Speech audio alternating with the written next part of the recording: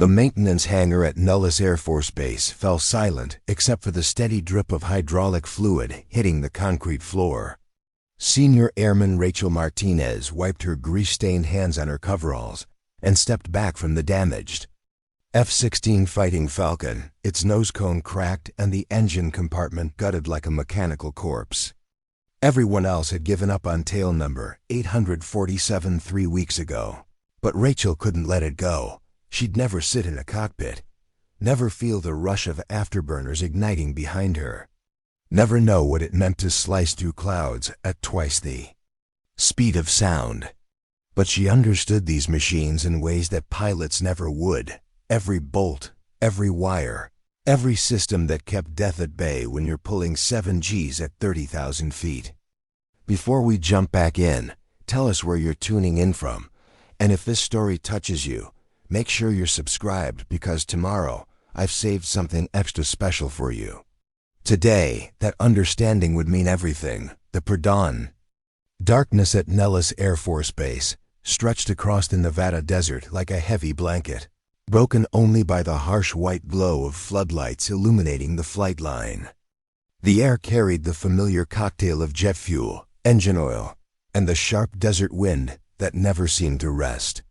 Rachel Martinez had been walking this same path for 3 years now, her boots echoing against the concrete as she made her way toward Hangar 7, but today felt different. Today carried a weight she couldn't name. At 25, Rachel had already earned a reputation as the mechanic who could fix anything. Her small frame and quiet demeanor often fooled people into underestimating her, but her hands spoke a language that F-16 seemed to understand.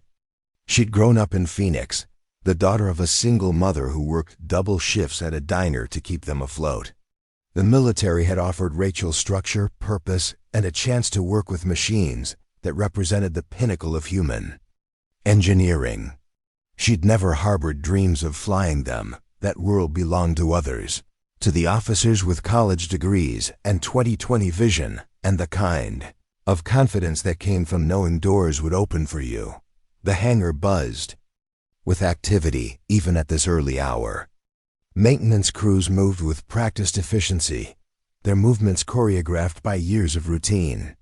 The smell of coffee mixed with the ever-present odor of aviation fuel, creating an atmosphere that had become as familiar to Rachel as her own heartbeat.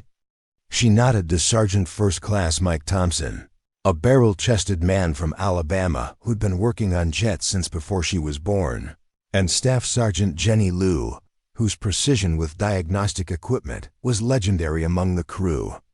"Morning, Martinez," Thompson called out, his voice carrying the rough edge of someone who'd spent too many years breathing in exhaust fumes. "Your pet project is still bleeding hydraulic fluid all over my clean floor." Rachel glanced toward the far corner of the hangar where tail number 847 sat like a wounded bird. The F-16 had been brought in 3 weeks ago after what the official report called a hard landing incident. The pilot, Captain James Morrison, had managed to bring the aircraft down in one piece after a bird strike damaged multiple systems, but the impact had been severe enough to crack the fuselage and destroy half the avionics. Most of the crew had written it off as a total loss, good only for spare parts and training exercises. Most of the crew, but not Rachel. She'd spent her off-duty hours studying the damage, running diagnostics, and slowly piecing together what it would take to make the aircraft airworthy again. The work was meticulous, requiring her to essentially rebuild the jet's nervous system from scratch. It was the kind of project that excited her, a puzzle that demanded not just technical skill, but creative problem-solving. "She's not bleeding anymore," Rachel said, pulling on her work gloves. "I replaced the main hydraulic line yesterday." The leak was coming from a microfracture in the coupling. Liu looked up from the tablet she'd been studying. "You're still working on that thing?" "Command already approved it for parts salvage." "Thompson's right, you're wasting your time." Rachel didn't argue. She'd heard the same sentiment from almost everyone in the maintenance battalion.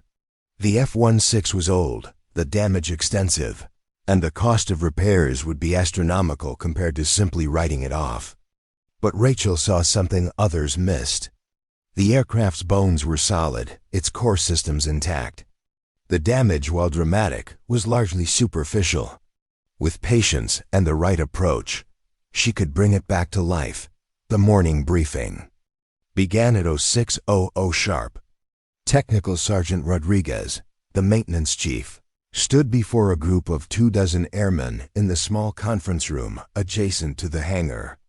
The walls were covered with technical diagrams, safety reminders, and a large whiteboard tracking the status of every aircraft in the squadron. Rodriguez was a compact man with graying hair and the kind of steady presence that came from 20 years of military service. He'd earned his stripes working on everything from A-10 Warthogs to F-22 Raptors, and his word carried weight in the maintenance community. "Gentlemen and ladies," Rodriguez began, his voice carrying easily through the room, "we've got a full flight schedule today. 12 aircraft scheduled for routine maintenance, 3 requiring major systems work, and 1 that's been giving us trouble with its radar array. I want everyone focused and by the book. No shortcuts, no assumptions. Every bolt gets checked, every system gets tested." He paused, his eyes scanning the room before settling on Rachel. "Martinez, I want you on. The radar issue. Aircraft 412 has been showing intermittent contact drops during training exercises. Could be anything from a loose connection to a failing processor. I need you to run a full diagnostic and give me a report by 1400. Rachel nodded, but her mind was already drifting to the damaged F-16 in the corner. She'd been hoping for a lighter assignment that would give her time to continue her work on 847, but the radar issue would demand her full attention. F-16 radar systems were notoriously finicky, and troubleshooting them required the kind of methodical approach that could eat up an entire day. As the briefing broke up, Rachel found herself walking alongside Staff Sergeant David Chun, a soft-spoken electronics specialist from California who joined the Air Force to pay for college. Chun had been one of the few people who'd shown genuine interest in her work on the damaged aircraft, often stopping by to observe her progress and offer suggestions. "You look disappointed," Chun said as they walked toward the flight line. "Still thinking about your resurrection project?" Rachel smiled despite herself. Chun had taken to calling her work on 847 the Resurrection Project, and the name had stuck among the small group of mechanics who followed her progress. "I'm close to having the avionics package back online," she said. "Maybe another week of work, assuming I can find the time." "You know Rodriguez is right about the parts salvage," Chun said, his tone gentle but direct. "The Air Force has to make practical decisions.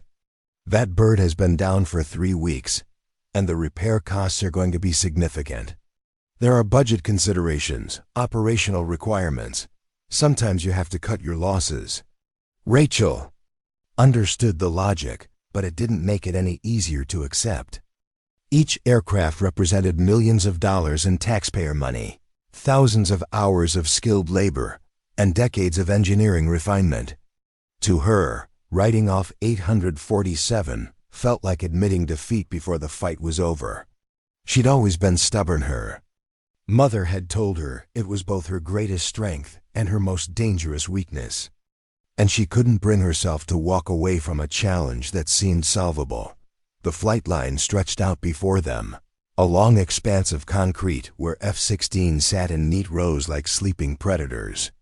The morning sun was beginning to rise over the mountains in the distance, casting long shadows across the tarmac and reflecting off the aircraft's polished surfaces.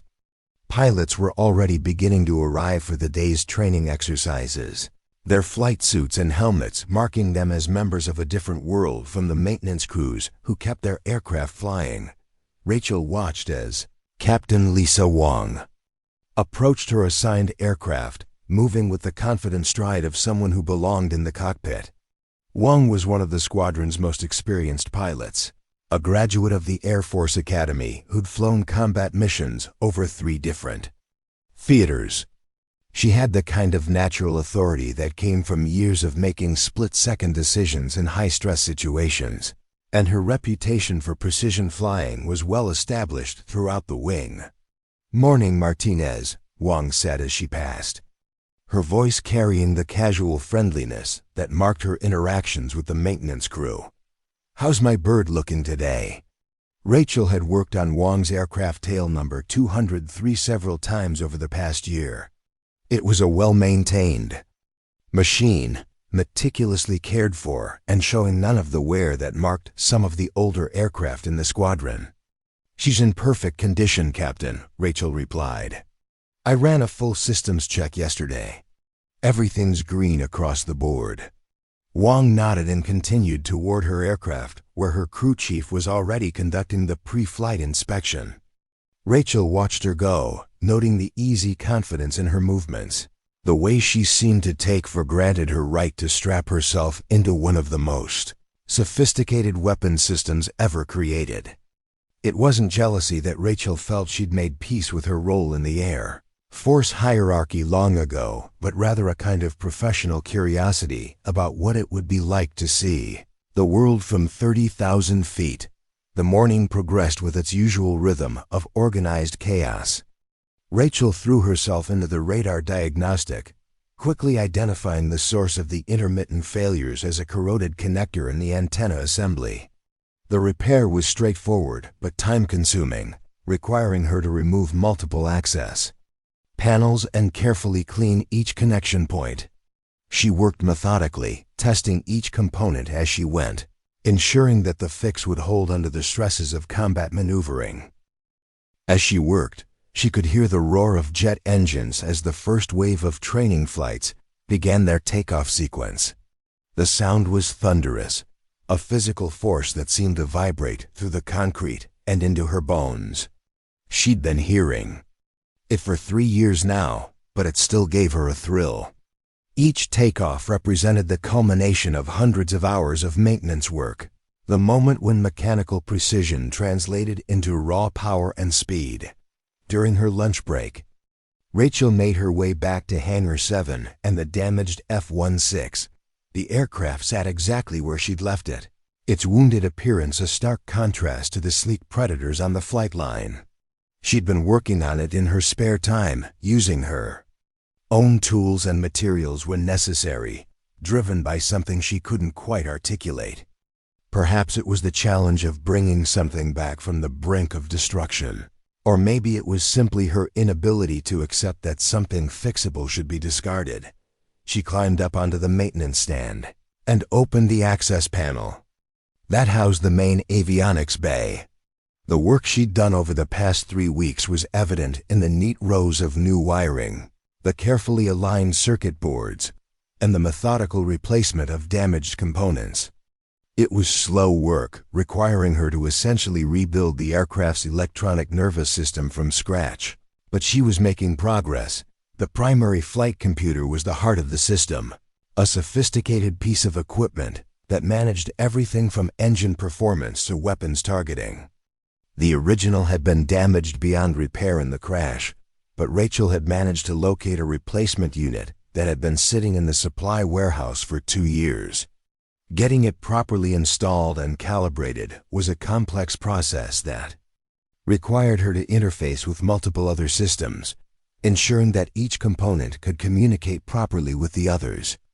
Preparing and narrating this story took us a lot of time, so if you are enjoying it, subscribe to our channel. It means a lot to us. Now back to the story. As she worked, she became aware of voices approaching the hangar. She recognized Rodriguez's distinctive baritone, but the other voice was unfamiliar, higher-pitched, with the kind of crisp articulation that usually meant either an officer or someone from headquarters. She continued working, only half listening to the conversation until she heard her name mentioned. "Martinez has been working on it in her spare time," Rodriguez was saying. "She's convinced it can be made airworthy again, but I have my doubts. The damage assessment shows structural issues that go beyond what we can fix at the squadron level." "And what's your recommendation?" the unfamiliar voice asked. Parts salvage, Rodriguez replied without hesitation. We can use the components for other aircraft in the fleet. The engines alone are worth more than what we'd spend trying to fix this one. Rachel felt a knot forming in her stomach. She'd known this conversation was coming, but hearing it made it real in a way that her private fears hadn't. She continued working, her hands moving automatically through the familiar motions of wire routing and connector alignment, but her mind was racing through possibilities and alternatives. The voices moved away, their conversation fading into the general background noise of the hangar. Rachel climbed down from the maintenance stand and walked around to the front of the aircraft, studying the damage to the nose cone and forward fuselage.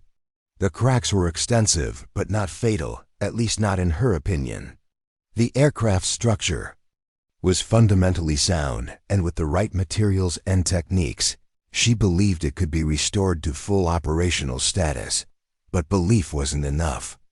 The Air Force ran on budgets and schedules, on practical considerations that didn't always account for the satisfaction of bringing something back from the dead. She understood the logic of the decision, even if she disagreed with it. In a world of limited resources and competing priorities, sometimes you have to make hard choices. The afternoon brought a new challenge. When one of the training aircraft developed engine trouble during a routine flight, the pilot managed to bring it back safely, but the incident sent ripples of concern through the maintenance crew.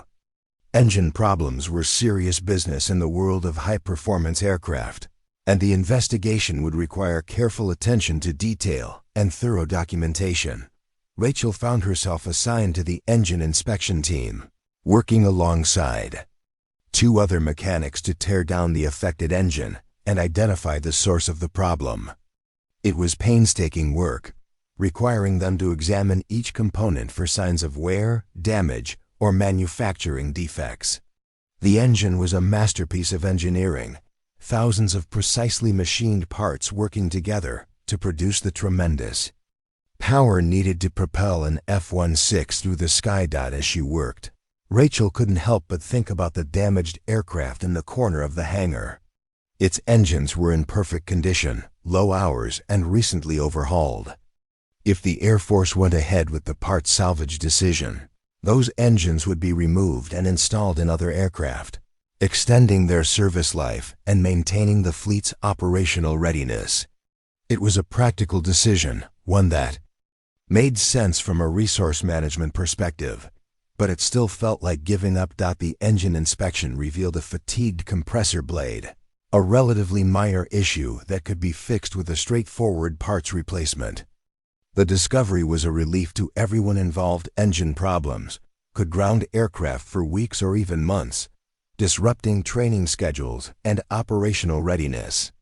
This particular issue could be resolved in a matter of days, assuming the replacement parts were available. As the workday drew to a close, Rachel found herself back in front of the damaged F-16, studying the aircraft with fresh eyes. The setting sun cast long shadows across the hangar floor, and the harsh fluorescent lights created a stark contrast that seemed to emphasize both the aircraft's wounds and its potential for recovery. She'd been working on it for 3 weeks. Now, pouring her expertise and passion into a project that seemed increasingly unlikely to succeed. Tomorrow would bring new challenges, new aircraft to repair, and new problems to solve. The Air Force's mission would continue regardless of what happened to one damaged F-16 in a corner of Hangar 7. But as Rachel gathered her tools and prepared to head home, she made a decision that would change everything. She wasn't ready to give up. Not yet. The damaged aircraft represented more than just metal and electronics to her. It was a symbol of everything she'd learned about persistence, about the satisfaction of solving complex problems, and about the importance of seeing potential where others saw only obstacles. She'd spent 3 years learning to speak the language of these machines, understanding their moods and their needs, and she wasn't ready to walk away from a conversation that felt unfinished. As she turned off the lights and locked the hangar Behind her, Rachel Martinez made a promise to herself and to the wounded aircraft waiting in the darkness. She would find a way to bring it back to life, regardless of official decisions or practical considerations. She would prove that sometimes the most valuable things were worth fighting for, even when the odds seemed insurmountable. The desert wind picked up as she walked across the base toward her quarters, carrying with it the scent of sage and the distant sound of aircraft engines. Tomorrow would bring new challenges, but tonight she would plan her next move in the resurrection of tail number 847. The aircraft might never fly again, but it wouldn't be because Rachel Martinez had given up on it. She'd never sit in a cockpit or feel the rush of afterburners, but she understood these machines in ways that mattered. And sometimes, that understanding was enough to change everything. The morning briefing room buzzed with an energy that felt different from the usual pre-dawn routine. Word had spread through the maintenance battalion about Rachel's unauthorized overtime work, and opinions were forming along predictable lines. Some admired her dedication. Others saw it as a waste of resources and time. The divide wasn't just about the aircraft, it was about the role of enlisted personnel in an organization built on strict hierarchies and clear boundaries. Colonel Patricia Hawkins entered the room with the kind of presence that immediately commanded attention. As the 57th Wing's Director of Maintenance, she oversaw all aircraft repair and upkeep operations across 3 squadrons, managing a budget that ran into the hundreds of millions and personnel numbering in the thousands. Hawkins had earned her position through 22 years of exemplary service, rising through the ranks during an era when female officers faced barriers that younger airmen could barely imagine. Her silver hair was pulled back in a regulation bun, and her uniform bore the ribbons of someone who'd served in multiple combat zones. But it was her eyes, sharp, analytical, missing nothing, that commanded the most respect. Hawkins had a reputation for fairness tempered by an absolute intolerance for inefficiency or insubordination. "Ladies and gentlemen," she began, her voice carrying easily to the back of the room, "I'm here to address a situation that's been brought to my attention regarding unauthorized maintenance activities on a written-off aircraft." Rachel felt every eye in the room turn toward her, though she kept her gaze fixed straight ahead. The weight of official scrutiny was something she'd never experienced before, and it settled on her shoulders like a heavy coat. "Senior Airman Martinez," Hawkins continued, "I understand you've been conducting extensive repairs on tail number 847 without proper authorization or supervision. Is this correct?" Rachel stood, her voice steady despite the tremor she felt in her chest. "Yes, ma'am. I've been working on the aircraft during my off-duty hours. And you're aware that this aircraft has been officially designated for parts salvage?" "Yes, ma'am, but I believe..." Hawkins raised a hand, cutting her off. "What you believe is not the issue here, Airman. The issue is chain of command, proper procedures, and resource allocation. This aircraft was evaluated by qualified personnel and deemed beyond economical repair. That decision was made by people with significantly more experience and authority than you possess." The words stung, not because they were harsh, but because they were delivered with the kind of calm professionalism that made arguments seem not just futile, but inappropriate. Rachel had spent weeks preparing technical justifications for her work, cost-benefit analyses showing how the repair could be accomplished within reasonable parameters. But none of that seemed to matter in the face of institutional authority. Captain Bradley Foster, the squadron's assistant maintenance officer, stepped forward with a tablet in his hands. Foster was young for his rank, a recent graduate of the Air Force Academy who'd been assigned to maintenance duty as part of his career development track. He had the kind of eager efficiency that marked officers destined for higher command, but his inexperience with hands-on maintenance was evident to anyone who worked with him regularly. "Ma'am," Foster said, consulting his tablet, "I've reviewed the damage assessment reports, and the structural issues alone would require specialized repair techniques that exceed our current capabilities. The forward fuselage shows stress fractures. In 3 locations, the avionics bay sustained water damage from the emergency FOA, and the landing gear system would need complete replacement.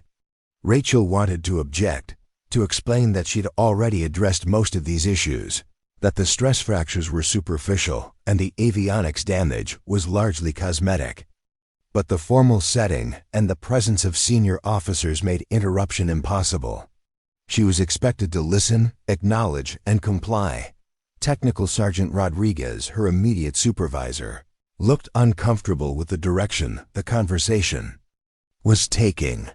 He'd worked with Rachel for 2 years and respected her technical abilities, but he also understood the importance of following proper channels and respecting command decisions. "Colonel," Rodriguez said carefully, "Martinez is one of our most skilled mechanics. Her work is always thorough and professional. I think her intentions were good, even if her approach was unconventional." Hawkins nodded, acknowledging Rodriguez's diplomatic intervention. "I don't question Airman Martinez's technical skills or her dedication. But good intentions don't excuse violations of procedure. We have systems in place for a reason. When personnel start making independent decisions about resource allocation and aircraft status, it undermines the entire command structure." Room had fallen completely silent, except for the hum of the air conditioning system and the distant sound of aircraft engines from the flight line. Rachel could feel the tension in the air, the careful balance between supporting a colleague and maintaining military discipline that every person in the room understood instinctively. Major Patricia Wells, the squadron commander, entered the briefing room with the kind of timing that suggested she'd been listening from the hallway. Wells was a pilot first and an administrator second, with over 2,000 hours in F-16s and a reputation for aggressive but calculated flying. She understood aircraft from the cockpit perspective, which sometimes put her at odds with the maintenance crews who knew the machines from the inside out. "Colonel Hawkins," Wells said, her voice carrying the authority of someone accustomed to making life-and-death decisions in split seconds, "I've reviewed this situation, and I think we need to consider the broader implications. Martinez's work, while unauthorized, demonstrates exactly the kind of initiative and technical expertise we want to encourage in our enlisted personnel." Hawkins turned to face Wells, and Rachel could sense the subtle tension between the 2 officers. Military hierarchies were complex things, with lines of authority that didn't always follow simple rank structures. Wells commanded the flying squadron, while Hawkins oversaw maintenance operations, and their jurisdictions sometimes overlapped in ways that required careful navigation. "Major Wells," Hawkins replied, "initiative is valuable, but it must be channeled through proper procedures. We can't have airmen making independent decisions about aircraft status based on their personal assessments. What happens when other mechanics decide to pursue unauthorized projects? How do we maintain accountability and oversight?" Wells nodded, conceding the point while maintaining her position. "I understand the procedural concerns, but I've spoken with several pilots who've worked with Martinez. They have nothing but praise for her technical knowledge and attention to detail. Perhaps we're missing an opportunity here." The conversation was taking on the quality of a chess match, with each move carefully considered and multiple strategies playing out simultaneously. Rachel found herself caught in the middle, a pawn in a larger game about authority, procedures, and the balance between individual initiative and institutional control. Staff Sergeant Jenny Liu, who'd been silent throughout the discussion, finally spoke up. "Ma'am, if I may," she said, addressing Colonel Hawkins directly, "Martinez's work on 847 has been remarkable. I've watched her rebuild that avionics package from scratch, and her approach is more thorough than anything I've seen in 15 years of maintenance work. The aircraft isn't just repairable, it's going to be better than it was before the incident." The endorsement from Liu carried weight because of her reputation for precision and her general reluctance to offer praise unless it was genuinely deserved. But Hawkins remained unmoved by the technical arguments. The quality of the work isn't the issue, Hawkins said firmly. The issue is following proper procedures and respecting command decisions. Airman Martinez, you will immediately cease all work on tail number 847. The aircraft will be processed for parts salvage according to the original plan. Is that understood? Rachel felt something break inside her chest, a combination of disappointment and frustration that threatened to overwhelm her carefully maintained military bearing. Yes, ma'am, she managed, her voice barely above a whisper. Furthermore, Hawkins continued, you will be assigned to a supervised maintenance detail for the next 30 days. Sergeant Rodriguez will ensure that all your activities are properly authorized and documented. Consider this a learning opportunity about the importance of following established procedures.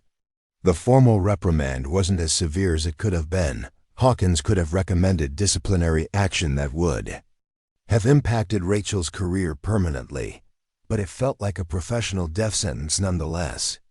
The supervised detail would essentially eliminate her ability to work independently, reducing her to the status of an apprentice mechanic despite her years of experience and proven expertise. As the briefing broke up, Rachel found herself surrounded by sympathetic colleagues who offered quiet words of support and encouragement. But their sympathy couldn't change the fundamental reality of what had just occurred. Her project was dead, her professional judgment had been publicly questioned, and her future at Nellis suddenly seemed much less certain. Staff Sergeant David Chun approached her as the room emptied, his expression mixing concern with frustration. This is bureaucratic bullshit, he said quietly, ensuring that his words wouldn't carry to any remaining officers. You did amazing work on that bird. Anyone with half a brain can see that. Rachel appreciated the support, but it didn't alleviate the sting of professional rejection. They're not wrong about procedures, she said, trying to maintain some perspective on the situation. I should have gone through proper channels. Proper channels would have gotten you a polite no and nothing more, Chun replied. Sometimes you have to prove something is possible before people will consider it seriously. Sergeant First Class Mike Thompson joined their conversation, his weathered face showing the kind of resignation that came from decades of military service. I've seen this before, he said, his Alabama drawl more pronounced than usual. The Air Force doesn't like surprises, even good ones. They'd rather have predictable mediocrity than unpredictable excellence. The three mechanics stood together in the empty briefing room, united by their shared understanding of the technical challenges and possibilities that their superiors either couldn't or wouldn't recognize. It was a moment of professional solidarity that provided some comfort but couldn't change the fundamental outcome. Over the following days, Rachel's supervised assignment proved to be every bit as frustrating as she'd anticipated. Her work was limited to routine maintenance tasks under the direct oversight of Senior Master Sergeant Kevin Walsh, a 25-year veteran who approached every job with methodical precision but little imagination. Walsh was competent and thorough, but he lacked the innovative thinking that had made Rachel's approach to complex problems so effective. The irony wasn't lost on her that while she was being supervised like a novice, other mechanics were struggling with problems that she could have solved in a fraction of the time. Aircraft 189 developed an intermittent electrical fault that stumped the entire maintenance team for 3 days. Rachel watched from her assigned position, knowing exactly where to look for the problem, but unable to offer suggestions without violating the terms of her supervised status. Meanwhile, work began on dismantling tail number 847 for parts salvage. Rachel was specifically excluded from the detail, but she could see the activity from across the hangar. Watching skilled mechanics systematically strip away the components she'd spent weeks installing and calibrating was like watching a building being demolished. Brick by brick. The engines went first, removed with the kind of careful precision that valuable equipment demanded. Each engine was worth over $3 million, and they would be installed in other aircraft within the fleet, extending their service life and maintaining operational readiness. It was a practical decision that made sense from a resource management perspective, but it felt like defeat nonetheless. Next came the avionics packages, the sophisticated electronic systems that Rachel had painstakingly rebuilt from damaged components and spare parts. The work had taken her dozens of hours, requiring her to essentially reverse engineer the aircraft's nervous system and then rebuild it with improved reliability and performance. Now those same components were being removed for installation in other aircraft, carrying her work forward in a way that would never be officially acknowledged. The dismantling process revealed the quality of Rachel's work in ways that surprised even her critics. The wiring harnesses she'd installed were neater and more professional than the original factory installation.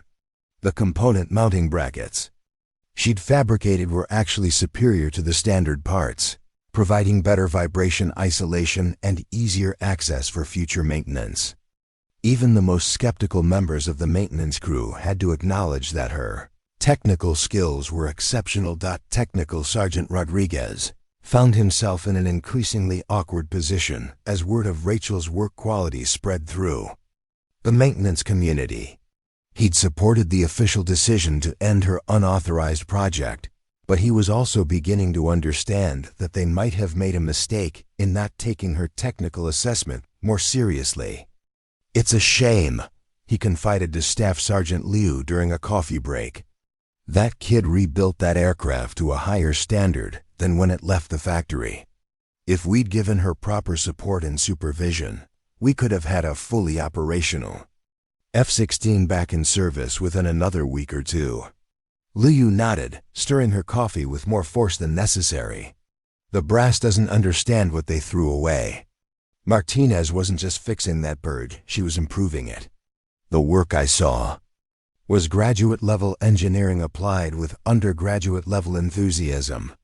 The conversation was overheard by several other mechanics, and gradually a consensus began to form among the enlisted personnel that a significant opportunity had been missed.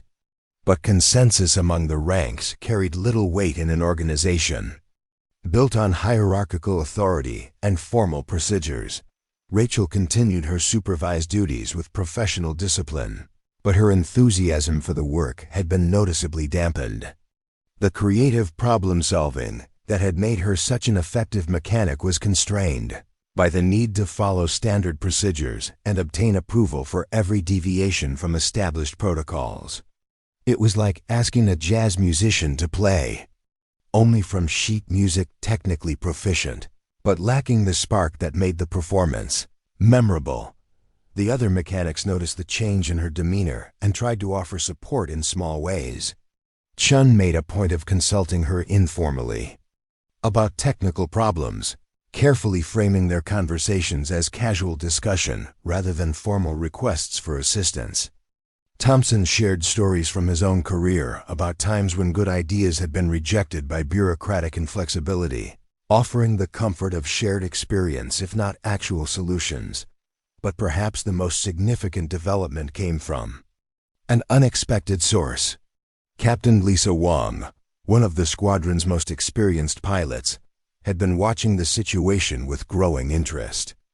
As someone who depended on maintenance quality for her own safety and mission effectiveness, she had a vested interest in understanding what had really happened with tail number 847. Wong had flown dozens of different F-16s over her career, and she'd developed an intuitive sense for aircraft that were maintained with exceptional care versus those that received only standard attention. The mechanics who worked on her regular aircraft were competent professionals, but she'd noticed that some aircraft simply felt different, more responsive, more reliable, more precisely tuned. She'd heard rumors about the quality of Rachel's work on the damaged aircraft, and her curiosity finally got the better of her professional discretion. During a quiet moment in the pilot's lounge, she approached Major Wells with a question that would prove more important than either of them realized at the time.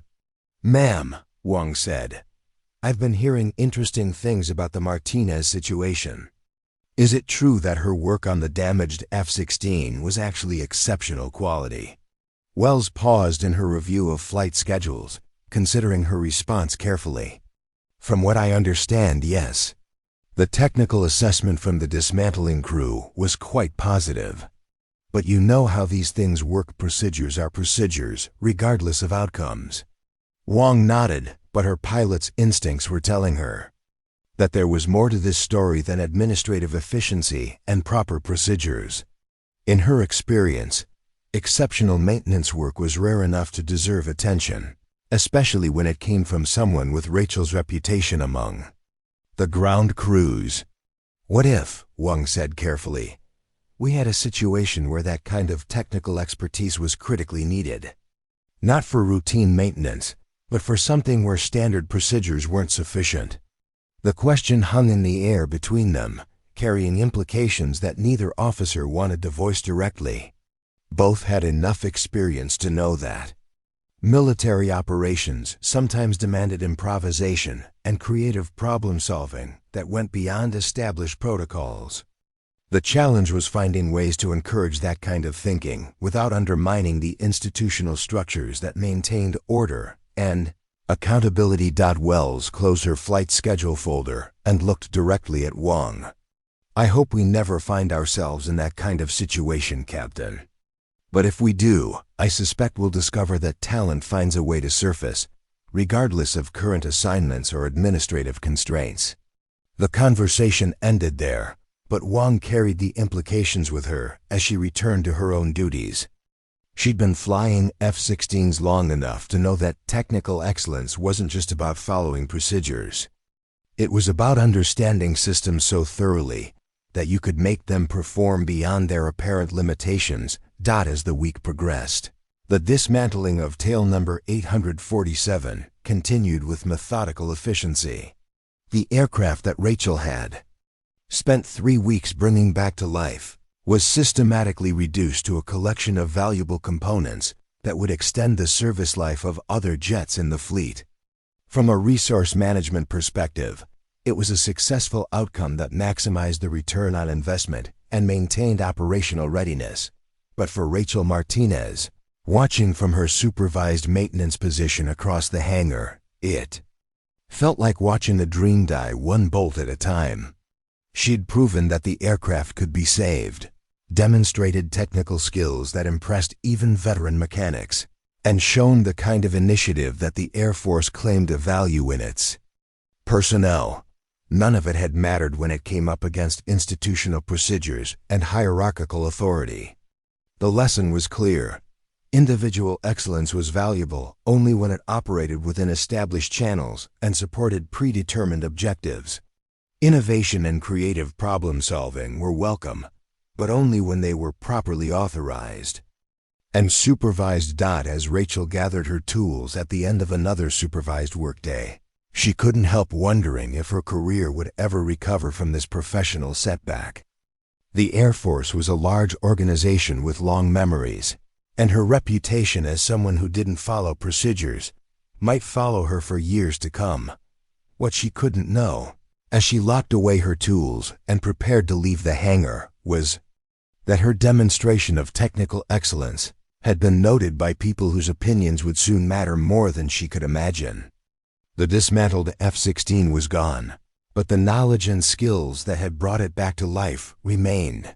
And sometimes, in the unpredictable world of military operations, exceptional technical skills could mean the difference between mission success and catastrophic failure. 2 weeks into Rachel's supervised assignment, the rhythm of routine maintenance had begun to feel like a professional prison. Each day brought the same limited tasks, the same careful oversight, and the same growing frustration with a system that seemed designed to suppress the very innovation it claimed to value. But beneath the surface of daily operations, larger forces were beginning to shift in ways that would soon transform everything. The first sign came during a routine intelligence briefing that most maintenance personnel never attended. Major Patricia Wells sat in the darkened conference room, studying satellite imagery and threat assessments that painted a troubling picture of escalating tensions in the South China Sea. What had begun as routine naval exercises had evolved into something more complex, with multiple nations positioning assets in disputed waters and diplomatic communications growing increasingly strained. "The situation is fluid," explained Lieutenant Colonel Sarah Kim, the wing's intelligence officer, as she clicked through a series of classified slides. "We're seeing increased military activity across the region, with particular concentration around the Spratly Islands. Current assessment suggests we may be asked to deploy expeditionary forces within the next 30 to 60 days. Wells studied the tactical overview with the eye of someone who understood how strategic decisions translated into operational demands. An expeditionary deployment would mean operating from austere bases with limited infrastructure, minimal spare parts, and maintenance challenges that went far beyond anything they dealt with at Nellis. It was exactly the kind of scenario where technical expertise and creative problem-solving became critical force multipliers. "What are we looking at in terms of aircraft availability?" Wells asked, already calculating the mathematics of squadron readiness against deployment requirements. "Current projections show we'll need at least 18 fully operational F-16s for the initial deployment package," Kim replied. "That's assuming normal attrition rates and maintenance schedules. If we encounter higher than expected operational tempo or equipment failures, we could find ourselves short of mission-capable aircraft." The numbers were tight but manageable under normal circumstances. The squadron currently maintained 22 F-16s in various states of readiness, with routine maintenance cycling keeping most of them available for operations at any given time. But expeditionary deployments had a way of accelerating wear and tear, increasing the demand for both routine and emergency maintenance in environments where resources were limited. Captain Lisa Wong, who'd been following the briefing with growing interest, raised a question that had been nagging at her since her conversation with Major Wells. "Ma'am, what's our contingency planning for aircraft that suffer major damage during deployment? Are we looking at in-theater repair capabilities or evacuation to rear area facilities?" Kim consulted her notes before responding. "Initial planning assumes that aircraft suffering major damage would be evacuated to established maintenance facilities in Japan or Guam. But given the tactical situation, there may be circumstances where evacuation isn't feasible. We'd need to rely on organic maintenance capabilities for anything short of total loss." The implications weren't lost on anyone in the room. Organic maintenance capabilities meant whatever expertise and resources they brought with them, operating under field conditions with limited infrastructure and no access to the extensive support networks available at established bases. It was the kind of scenario where individual technical expertise could become strategically significant. Meanwhile, in Hangar 7, Rachel was discovering that supervised maintenance duty offered unexpected opportunities for observation and learning. Senior Master Sergeant Kevin Walsh might lack imagination, but his methodical approach to complex problems provided insights into maintenance philosophy that she'd never encountered before. Walsh had spent 25 years working on various aircraft types, and his experience encompassed everything from routine line maintenance to emergency battle damage repair. "The thing about field maintenance," Walsh explained as they worked on a routine engine inspection, "is that you can't rely on having the right part or the right tool when you need it. You have to understand systems well enough to improvise solutions using whatever's available." Rachel found herself paying closer attention to Walsh's stories about deployments to remote locations, where maintenance crews had to keep aircraft flying using creativity and determination rather than extensive supply chains and specialized equipment. The supervised assignment that had felt like punishment was gradually revealing itself as an advanced education in practical problem solving. The lesson became more relevant when Aircraft 156 developed a hydraulic system failure that stumped the initial diagnostic team. The symptoms were intermittent and complex, with multiple systems showing anomalous readings that didn't fit any standard troubleshooting protocol. Walsh assigned Rachel to assist with the investigation, carefully framing her involvement as a learning opportunity rather than a request for her technical expertise. That Rachel approached the problem with the same methodical analysis she'd applied to the damaged F-16, but now she had to work within the constraints of formal procedures and constant supervision. Every hypothesis had to be explained and approved. Every test had to be documented and reviewed. The process was slower and more cumbersome than her usual approach, but it forced her to articulate her reasoning in ways that made her underlying expertise more visible to observers. The hydraulic pressure readings suggest a partial blockage in the primary circuit, she explained to Walsh, pointing to the diagnostic printout. But the pressure drops are too irregular for a simple obstruction. I think we're looking at a control valve that's sticking intermittently. Walsh studied the data with the careful attention of someone who'd learned not to trust first impressions. What makes you think it's the control valve rather than a pump issue? Rachel traced the pressure curves on the printout, highlighting the specific patterns that had caught her attention. The pressure drops occur at specific system loads, not at random intervals. That suggests a component that's responding to hydraulic demand but not functioning properly. A failing pump would show different characteristics. The explanation satisfied Walsh's requirement for detailed justification, and he authorized the valve inspection that confirmed Rachel's diagnosis.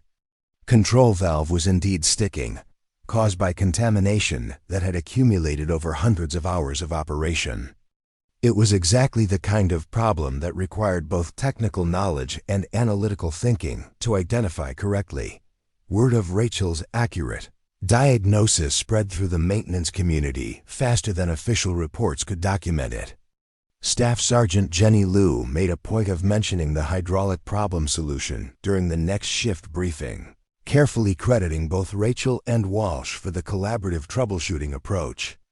But everyone who heard the story understood that Rachel's analytical skills had been the key factor in solving a problem that had frustrated multiple experienced technicians. Technical Sergeant Rodriguez found himself in an increasingly difficult position as evidence of Rachel's exceptional abilities continued to accumulate despite her restricted assignment. The official position required him to maintain the supervised status and ensure compliance with established procedures, but his professional judgment told him that they were wasting one of their most valuable technical resources. The tension came to a head during a maintenance meeting when Captain Bradley Foster raised questions about squadron readiness for potential deployment operations. Foster had been conducting his own analysis of maintenance capabilities and resource requirements, and his findings were causing concern among the leadership. Based on current maintenance schedules and personnel assignments, Foster reported, we're operating at approximately 85% efficiency for routine operations. But expeditionary deployment would stress our capabilities significantly, particularly for complex troubleshooting and emergency repairs. Rodriguez saw an opening to address the Rachel situation indirectly. Sir, our efficiency ratings might be improved if we were utilizing all available technical expertise effectively.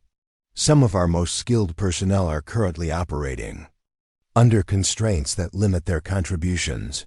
Foster consulted his tablet, scrolling through personnel assignments and efficiency reports.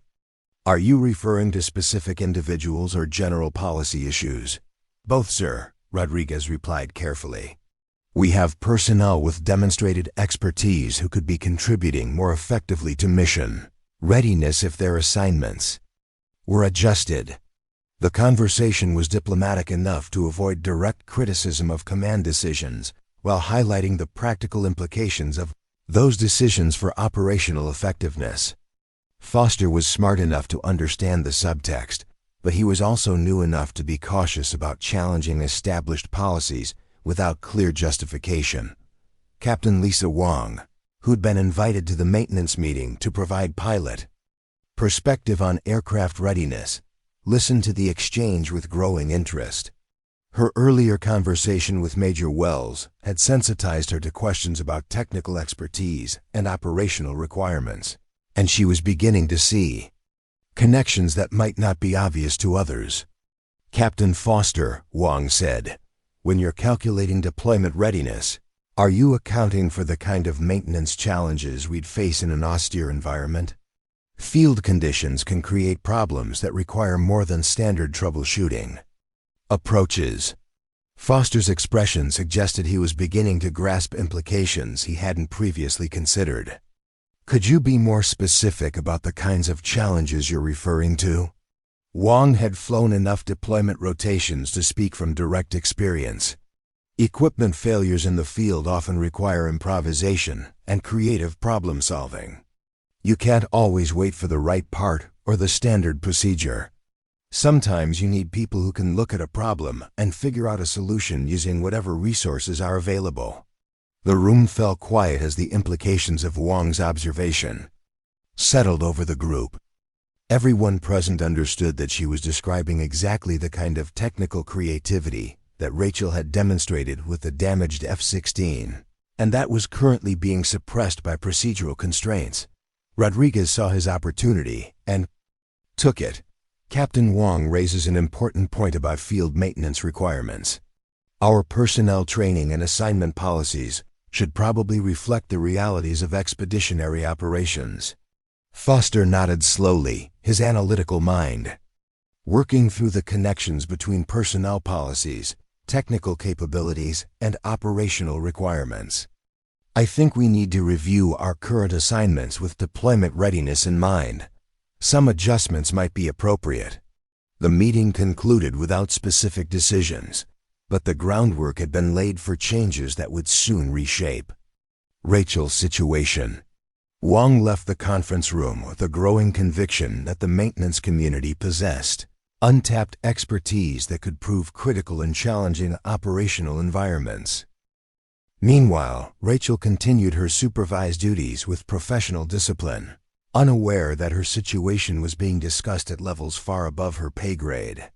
The hydraulic valve diagnosis had restored some of her confidence in her technical abilities, but the constraints of constant oversight remained frustrating for someone accustomed to independent problem-solving.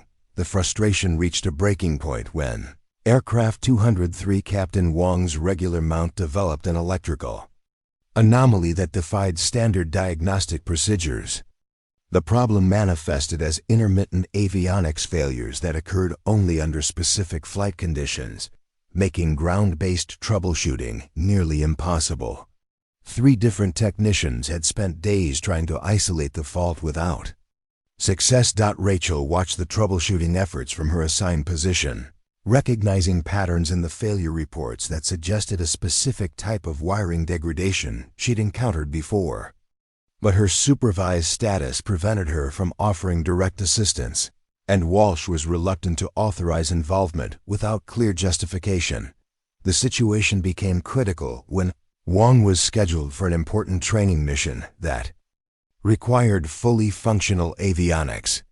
The squadron couldn't afford to have one of their most experienced pilots flying with unreliable equipment, but they also couldn't afford to ground the aircraft indefinitely while troubleshooting continued. Staff Sergeant David Chen, who'd been watching Rachel's frustration with growing sympathy, decided to take matters into his own hands. During a brief moment when Walsh was distracted by other duties, Chen approached Rachel with a carefully worded request. "Martinez," he said quietly, "I know you can't work on the avionics problem directly, but could you look at these diagnostic reports and tell me what you think? Strictly as an informal consultation between colleagues." Rachel glanced around to ensure they weren't being observed, then studied the diagnostic printouts Chen had brought. The pattern of failures was immediately recognizable. She'd seen identical symptoms in the damaged F-16 before beginning her restoration work. "It's a grounding issue," she said without hesitation. "The intermittent failures occur when specific systems are activated simultaneously because there's insufficient current. Return path. Look for corrosion or damage in the main grounding bus, probably near the avionics bay." Chun nodded and walked away without further comment, but within an hour he'd located the exact problem Rachel had described. A corroded grounding connection was creating electrical instabilities that manifested as avionics failures under high-load conditions. The repair was straightforward once the root cause was identified, and Aircraft 203 was restored to full operational status. Captain Wong, who'd been briefed on the troubleshooting efforts, asked specific questions about how the problem had been identified so quickly after days of unsuccessful investigation. Chun's explanation was diplomatically vague, but Wong was experienced enough to read between the lines and understand what had really happened. That evening, Wong sought out Major Wells for a private conversation that would prove more significant than either officer anticipated at the time. "Ma'am," Wong said, "I think we need to talk about the Martinez situation. I've been watching how maintenance issues are being resolved, and I'm seeing patterns that concern me from an operational readiness perspective." Wells invited Wong into her office and closed the door, recognizing that the conversation was likely to touch on sensitive personnel and policy issues. "What kind of patterns are you seeing?" Wong chose her words carefully, understanding that she was discussing matters outside her direct area of responsibility. "We have technical problems that are taking days to resolve with standard approaches. But when Martinez's expertise is involved, even informally, the solutions are found immediately. That suggests we're not utilizing our human resources effectively." Wells had been expecting this conversation ever since her earlier discussion with Wong about exceptional technical expertise. "You're talking about the avionics problem on your aircraft?" "Among others," Wong confirmed. "I've been asking questions, and it's clear that Martinez possesses diagnostic abilities that go beyond what we're seeing from other technicians. In a deployment environment, that kind of expertise could be critically important." The two officers sat in silence for a moment, both understanding the implications of what was being discussed. Personnel assignments and disciplinary measures were administrative matters, but operational readiness was a command responsibility that superseded bureaucratic convenience. "What are you suggesting?" Wells asked. Wong had been thinking about this question since her conversation with Chun about the avionics repair. "I think we need to consider whether our current personnel policies are aligned with our operational requirements. If we're heading toward an expeditionary deployment, we should be maximizing our technical capabilities, not constraining them." Wells nodded slowly, recognizing the validity of Wong's operational concerns, while also understanding the administrative complexities involved in changing established personnel assignments. The conversation was touching on fundamental questions about the balance between procedural compliance and mission effectiveness. "I'll discuss this with Colonel Hawkins," Wells said finally. "There may be ways to adjust assignments that better serve our operational needs while still maintaining appropriate oversight and accountability." As Wong left the office, both officers understood that they'd crossed a threshold in their thinking about the Rachel Martinez situation. What had begun as a personnel disciplinary matter was evolving into a question about optimizing squadron capabilities for challenging operational environments. The next morning brought news that would make these discussions urgently relevant. The intelligence picture in the South China Sea had deteriorated overnight, with naval incidents escalating to the point where military planners were accelerating deployment timelines. The 57th Wing had been placed on heightened readiness status, with potential deployment orders expected within days rather than weeks. Suddenly, questions about technical expertise and maintenance capabilities weren't theoretical concerns. They were immediate operational requirements that could determine mission success or failure in one of the world's most strategically important regions. As Rachel reported for another day of supervised maintenance duty, she remained unaware that her professional future was being debated at the highest levels of wing leadership.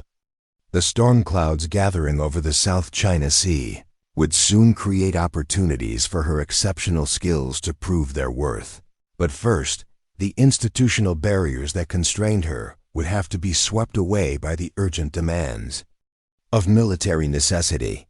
The test of her abilities was coming, whether the Air Force was ready for it or not.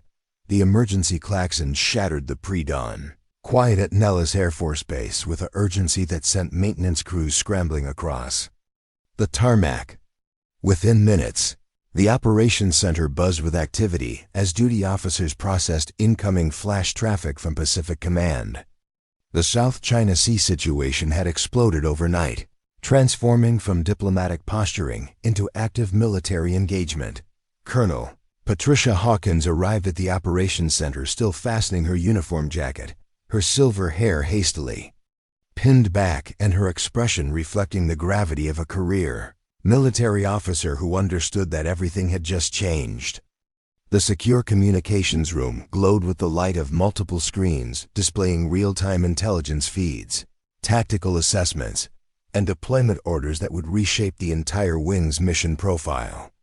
"Give me the situation," Hawkins sighed, addressing the duty officer without preamble. Major Kevin Patterson, the night operations officer, consulted his tablet with the focused intensity of someone delivering life-and-death information. "Ma'am, we have a confirmed shoot-down of a reconnaissance aircraft over international waters at 0347 local time. The pilot was recovered, but the incident has triggered immediate escalation protocols. Pacific Command is ordering expeditionary deployment of combat air patrols within 18 hours. 18 hours. The timeline hit Hawkins like a physical blow, compressing weeks of careful deployment planning into a span of time that would test every system and procedure the wing had developed. Expeditionary deployments typically required days of preparation, careful coordination of personnel and equipment, and methodical verification of aircraft readiness. 18 hours meant accepting risks and making compromises that no commander wanted to face. Aircraft availability? Hawkins asked, her mind already racing through the mathematics of squadron readiness versus operational requirements. Current status shows 19 mission-capable F-16s across all squadrons, Patterson replied. But Pacific Command is requesting a 24-aircraft deployment package to maintain continuous combat air patrol coverage over the disputed zone. The gap between available aircraft and operational requirements represented more than just numbers. It was the difference between mission success and potential failure in one of the world's most strategically sensitive regions. Hawkins had spent her career managing the balance between equipment availability and mission demands, but she'd never faced a situation where the stakes were this high and the timeline this compressed. Major Patricia Wells entered the operations center with Captain Lisa Wong close behind, both officers having been summoned by the emergency notification system. Wells carried herself with the controlled urgency of a combat pilot who understood that training exercises had just become operational reality, while Wong's expression reflected the focused intensity of someone mentally preparing for potentially hostile skies. "Colonel," Wells said, "I've reviewed our pilot availability and flight readiness status. We can field 18 fully qualified combat pilots for immediate deployment, with 4 additional pilots available pending completion of currency requirements." Hawkins nodded, processing the personnel numbers against the aircraft availability. "Figures. That gives us flexibility on crew assignments, but we're still short on airframes. Engineering assessment shows we need at least 20 aircraft to maintain the rotation schedule Pacific Command is requesting." The conversation was interrupted by the arrival of Lieutenant Colonel Michael Harrison, the wing's deputy commander. For operations, carrying a folder of classified documents and wearing the expression of someone who'd been awakened by news that would reshape everyone's immediate future. "Ladies and gentlemen," Harrison said, "I've just completed a secure conference with Pacific Command and 7th Air Force leadership. The situation is more serious than initial reports indicated. We're looking at potential sustained combat operations in a high-threat environment with limited logistical support and no guarantee of rapid reinforcement. The implications weren't lost on anyone in the room. Sustained combat operations meant aircraft would be pushed to their operational limits, maintenance cycles would be compressed, and equipment failures would occur under conditions where replacement parts and specialized expertise might not be readily available. It was exactly the kind of scenario where technical innovation and creative problem-solving became strategic necessities. Wells raised the question that was weighing on everyone's mind. Sir, what's our authorization for modifying readiness standards and maintenance protocols? If we're operating under combat conditions, some of our peacetime constraints might need adjustment. Harrison consulted his classified briefing materials before responding. Pacific Command has authorized emergency waivers for non-safety critical procedures, but aircraft airworthiness standards remain unchanged. We can accelerate maintenance schedules and modify logistics protocols, but we cannot compromise structural integrity or flight safety systems. Captain Wang, who'd been following the discussion with growing concern about the practical implications, asked the question that would prove more significant than anyone realized at the time. Sir, what's our contingency planning for major maintenance issues that occur in theater? Are we authorized to implement field expedient repairs if standard procedures aren't sufficient? Harrison's pause suggested he was considering implications beyond the immediate tactical situation. Combat conditions authorize necessary improvisation to maintain mission capability, provided that qualified personnel certify the safety and effectiveness of any non-standard repairs. The conversation was establishing the framework for decisions that would soon test the boundaries between regulation compliance and operational necessity. But before those decisions could be made, the wing would need to assemble the maximum possible number of mission-capable aircraft for immediate deployment. Hawkins turned to Wells with the directness of a commander facing an impossible timeline. Major, I need you to conduct an immediate review of all aircraft currently designated as non-mission capable. If there's any possibility of accelerating repairs or implementing alternative solutions, I want to know about it within 4 hours. The order represented a fundamental shift in priorities.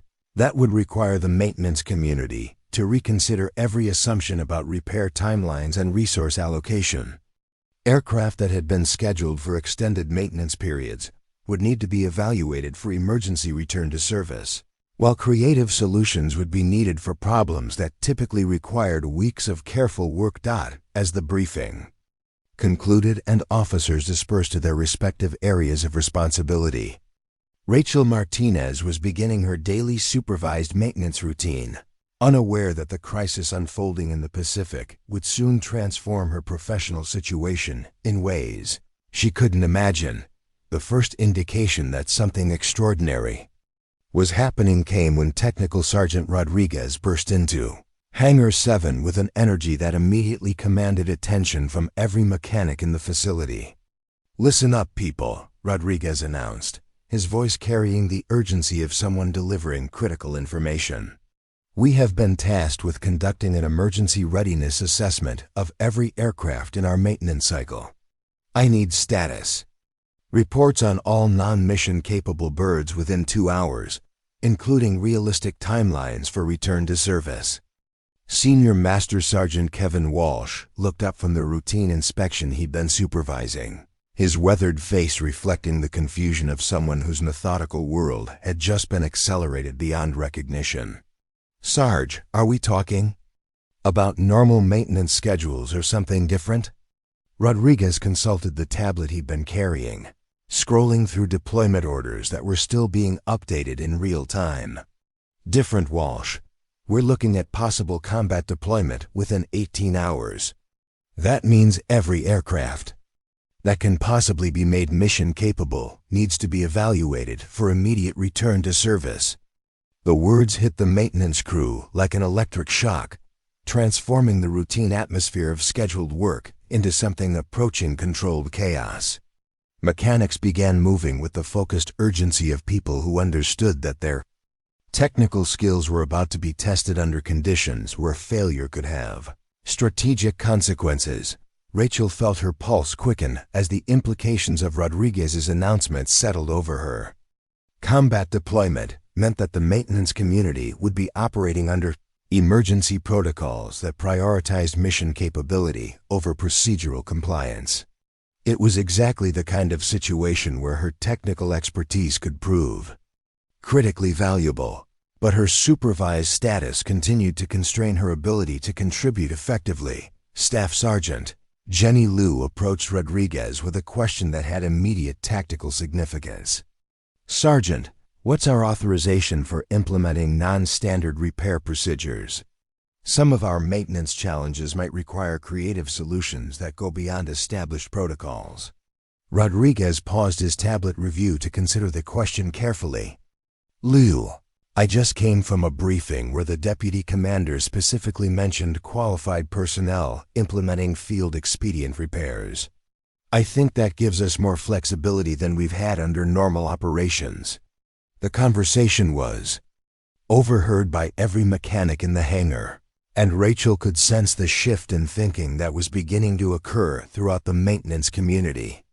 Emergency conditions created opportunities for technical innovation that wouldn't be tolerated under routine operations, and the personnel who possessed exceptional diagnostic and repair skills suddenly became strategic assets. Staff Sergeant David Chun, who'd been conducting a routine inspection of Aircraft 178, called out with information that would prove immediately relevant to the crisis. "Sergeant Rodriguez, I've got a bird here that's been down for hydraulic system replacement, but the basic airframe and engines are solid. If we could find an alternative approach to the hydraulic issue, this aircraft could potentially return to service ahead of schedule."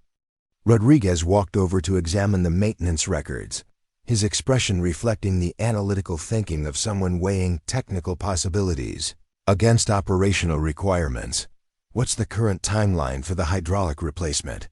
Chun consulted his maintenance log, tracing the complex sequence of procedures required for the standard repair approach. "Using normal procedures and waiting for the replacement parts, we're looking at 72 hours minimum. But if we could find a way to repair the existing system instead of replacing it entirely." The conversation trailed off as both men realized they were discussing exactly the kind of creative problem-solving that Rachel Martinez had demonstrated with the damaged F-16. The aircraft that had been stripped for parts had shown that alternative. Approaches to complex maintenance challenges could produce results that exceeded standard procedures in both quality and timeline. Rachel, who'd been listening to the discussion while continuing her supervised duties, felt a familiar excitement building as she considered the technical challenges involved in hydraulic system repair.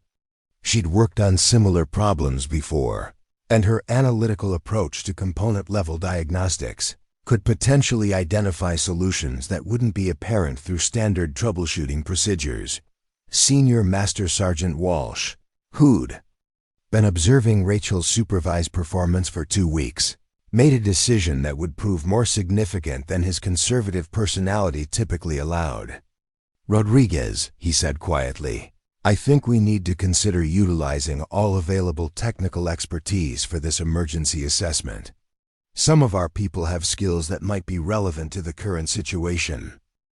The suggestion was diplomatically phrased, but everyone in the hangar understood that Walsh was referring to Rachel's demonstrated abilities and the possibility that emergency conditions might justify adjusting her supervised status. Rodriguez nodded slowly, recognizing that combat deployment requirements might override the administrative constraints that had been imposed under routine operations. Meanwhile, in the Squadron Operations Center, Captain Lisa Wong was conducting her own assessment of pilot readiness and aircraft assignments. But her attention kept returning to the maintenance challenges that would determine how many aircraft could actually deploy within the 18-hour timeline. Wong's experience with expeditionary operations had taught her that maintenance capabilities often became the limiting factor in sustained combat operations, particularly when aircraft were operating at high tempo under challenging conditions. The best pilots in the world couldn't complete missions if their aircraft weren't mechanically sound, and complex maintenance problems in deployed environments required exactly the kind of innovative thinking that standard procedures sometimes. Discouraged, her thoughts were interrupted by the arrival of Major Wells, who'd been conducting similar assessments throughout the wing and was beginning to understand the scope of the challenge they faced. "Captain," Wells said, "I've completed the initial aircraft availability review, and we're facing some difficult decisions. We have several aircraft that could potentially return to service ahead of schedule, but only if we're willing to implement non-standard repair approaches." Wong looked up from her own assessment documents, recognizing the implications of what Wells was describing. "Ma'am, are we talking about the kind of maintenance innovations that require exceptional technical expertise?" Wells nodded, understanding that Wong was referring to their earlier conversations about Rachel Martinez and the underutilization of exceptional technical skills. "Among other things, yes. Emergency conditions create opportunities for the kind of creative problem-solving that we've been constraining under normal operations." The two officers stood in silence for a moment, both understanding that they were approaching a decision point that would test the balance between procedural compliance and operational effectiveness. The 18-hour deployment timeline had created a situation where institutional policies would either enable mission success or become obstacles to strategic objectives. Wong made a decision that reflected her pilot's understanding of operational priorities. "Major, I think we need to recommend that maintenance personnel assignments be adjusted to maximize technical capabilities for the emergency deployment. Some of our most skilled people are currently operating under constraints that may not serve our operational needs." Wells had been expecting this recommendation since their earlier conversations about technical expertise and deployment readiness. "I agree, Captain. I'll discuss this with Colonel Hawkins immediately. Emergency conditions justify emergency measures." As Wong left the operations center to continue her readiness assessments, she carried with her the conviction that the next few hours would determine whether the wing could assemble sufficient aircraft for the combat deployment.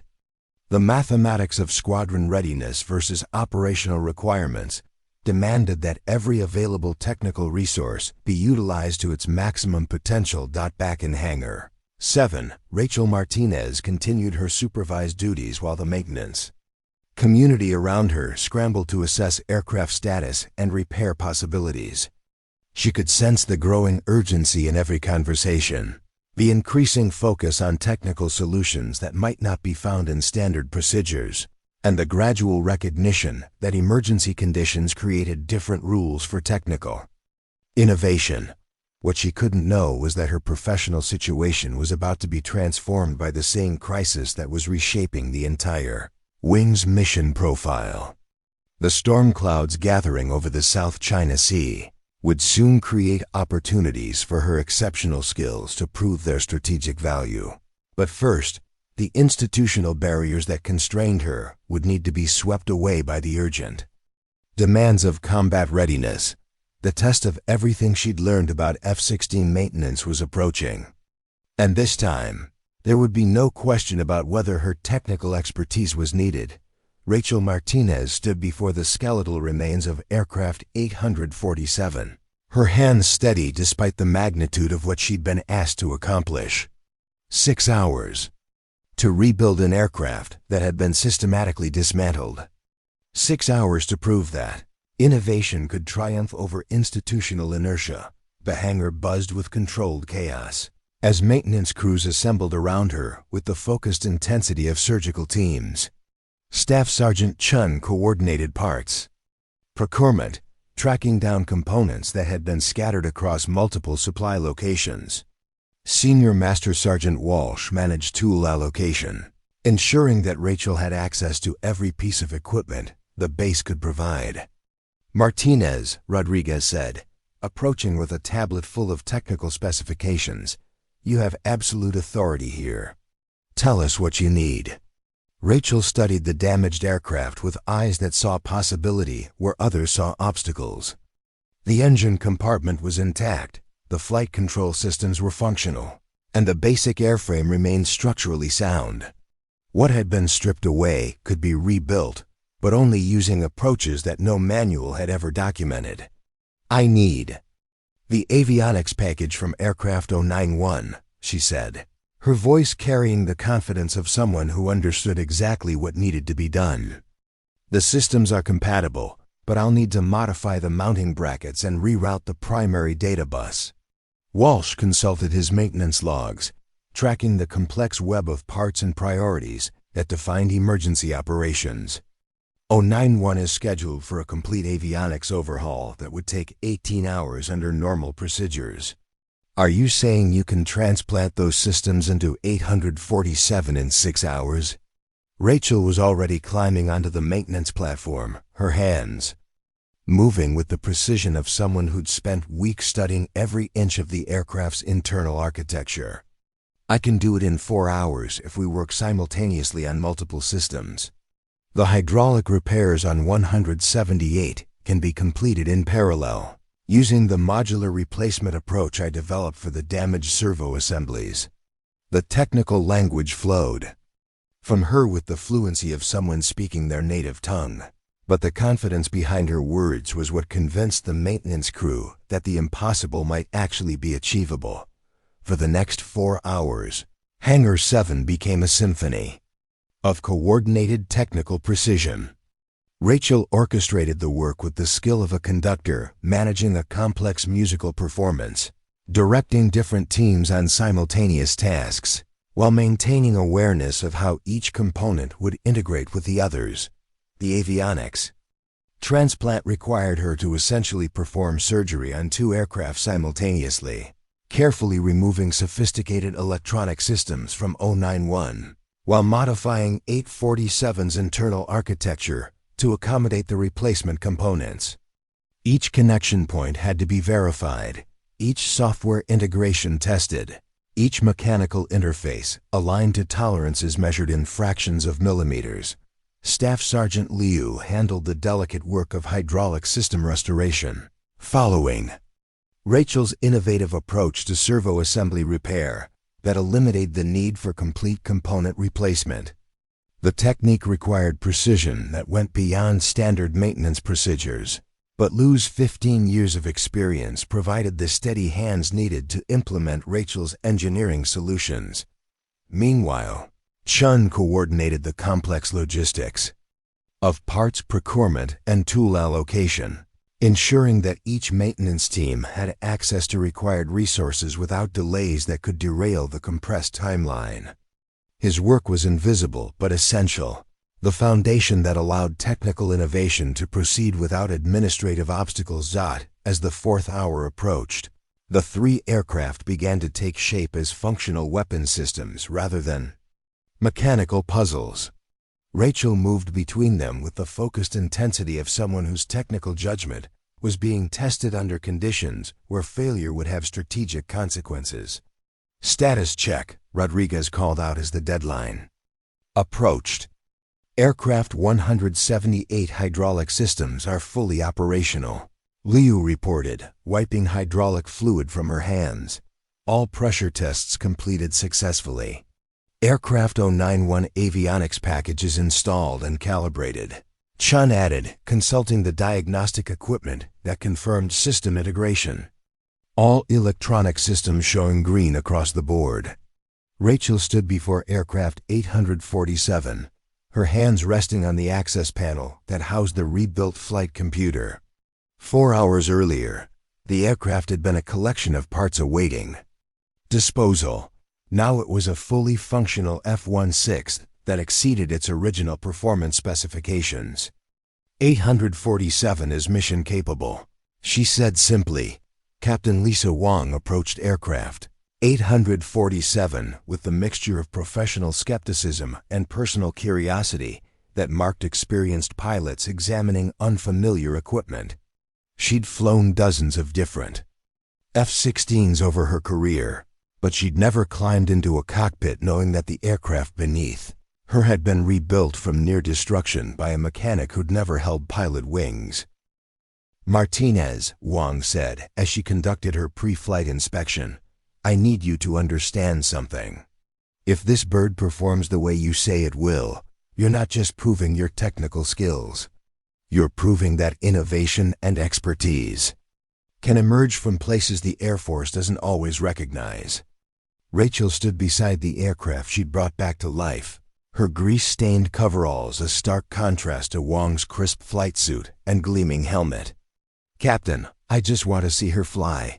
Everything else is above my pay grade." Wong smiled, recognizing the humility that often accompanied genuine expertise. "Martinez, nothing about what you've accomplished here is just anything.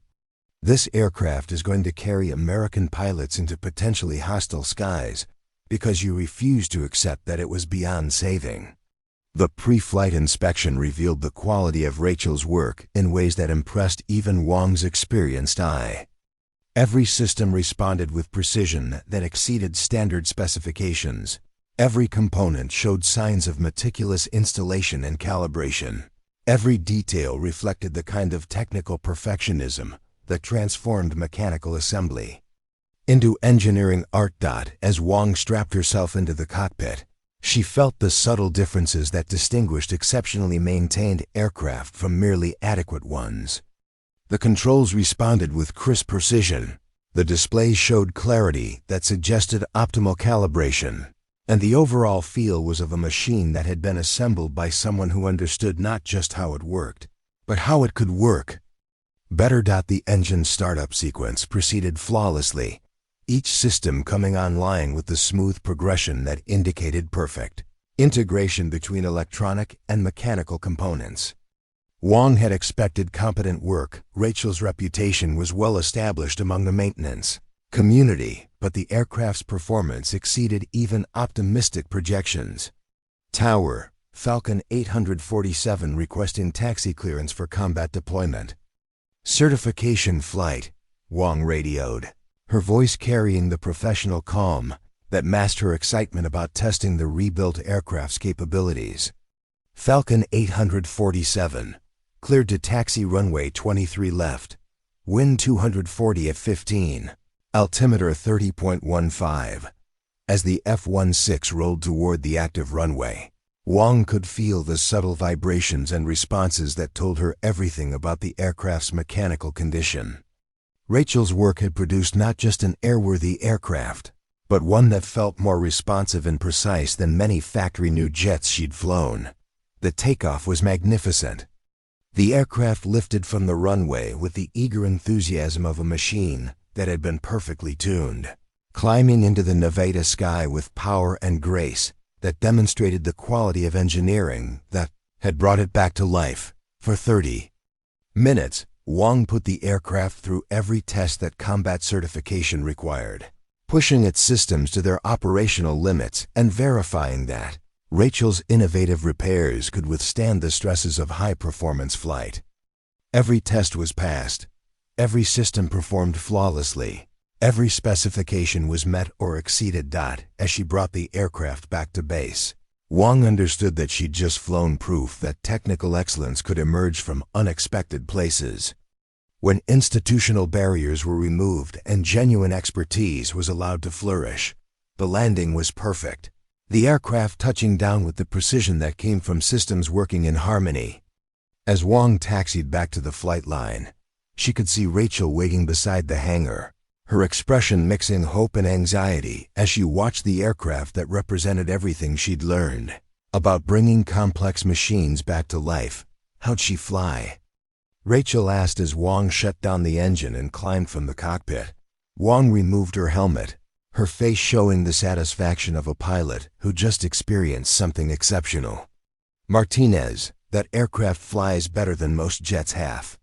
Its age, whatever you did to rebuild those systems, you didn't just fix them, you improved them."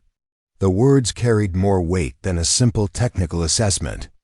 They represented validation of an approach to maintenance and engineering that went beyond following procedures to understanding the fundamental principles that made complex systems work. Within hours, Aircraft 847 was loaded aboard a transport aircraft bound for the Pacific, along with 23 other F-16s that would maintain American air superiority in one of the world's most strategically critical regions. But unlike the other aircraft in the deployment package, 847 carried with it the story of what was possible when expertise was recognized and constraints were removed in service of mission accomplishment. Rachel Martinez stood on the flight line as the transport aircraft disappeared into the western sky, carrying her work toward a combat zone where its quality would be tested under the most demanding conditions imaginable. She'd never sit in a fighter cockpit or feel the rush of afterburners, but she'd proven that understanding these machines was its own form of flight. The broken bird had learned to soar again, and in doing so, had lifted everyone who'd been part of its resurrection. Sometimes the most important flights were the ones that proved broken things could be made whole, and that expertise could emerge from the most unexpected places when circumstances demanded excellence over conformity. 3 weeks later, aircraft 847 would save an entire squadron when its rebuilt systems performed flawlessly during an emergency that no one had anticipated. But that's another story, one that began with a mechanic who refused to accept that anything truly worth saving was ever beyond repair. Up next, you've got 2 more standout stories right on your screen. If this one hits the mark, you won't want to pass these up. Just click and check them out. And don't forget to subscribe and turn on the notification bell so you don't miss any upload from us.